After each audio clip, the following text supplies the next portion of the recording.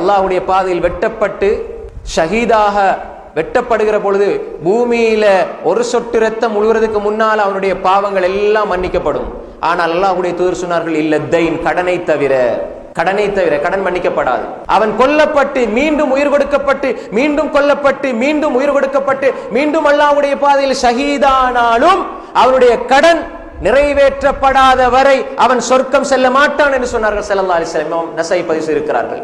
அன்புக்குரிய சகோதரர்களே, கடனுடைய விஷயத்தை, கடன் நாங்க அடுத்தவங்களுக்கு கடனை எடுத்து போட்டு கொடுக்காம நீங்க ஹஜ் செஞ்சாலும் உம்ரா செஞ்சாலும் தொழுதாலும் இபாதத் செஞ்சாலும் ஊர்ல நல்ல பேர் எடுத்தாலும் என்ன அதுக்கு பதில் சொல்ல வேண்டும்.